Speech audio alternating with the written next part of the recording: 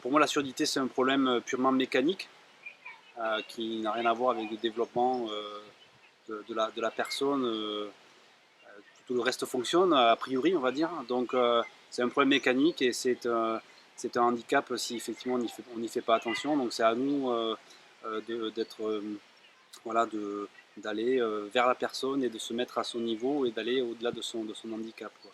Voilà. Mais moi, j'insiste sur le fait que c'est au début un problème purement mécanique de l'oreille. Voilà, tout simplement.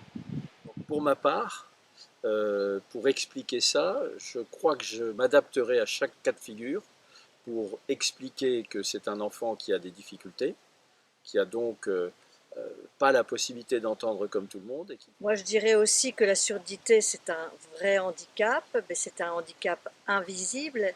Et donc, c'est un petit peu la difficulté de le faire comprendre aux extérieurs.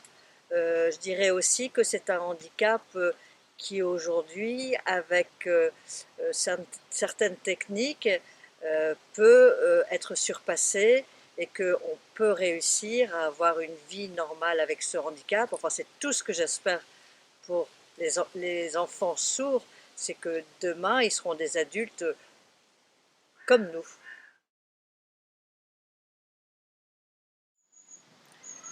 Aux parents qui découvrent la surdité de leur enfant, j'ai envie de dire beaucoup de choses. D'abord, bienvenue.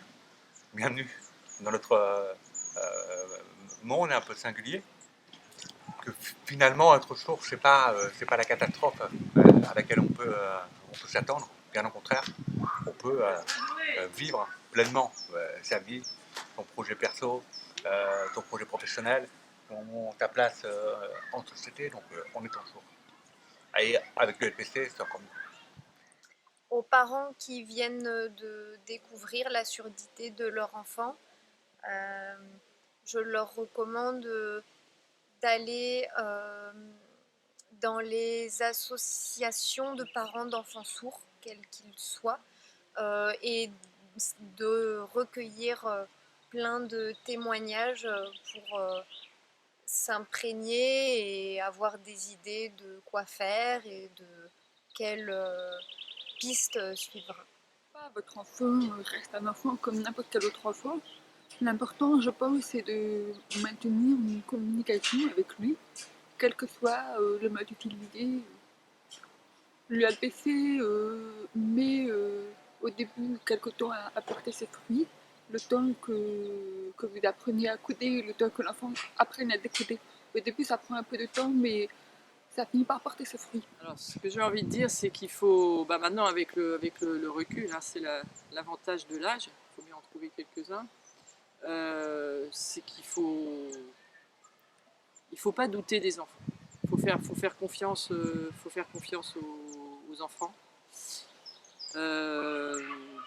Ça va être, c'est sûr que c'est une épreuve, c'est une course d'obstacles.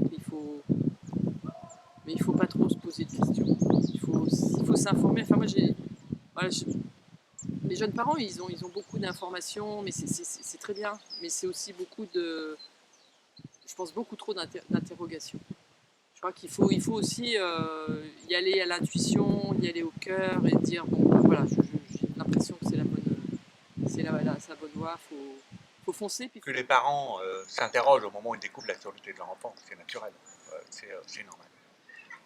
Maintenant, le but du jeu, c'est qu'ils passent le cap de l'interrogation sans que ça devienne de l'inquiétude, au contraire de la motivation, pour qu'ils voient leur enfant d'abord comme un enfant, avant de voir un enfant sourd.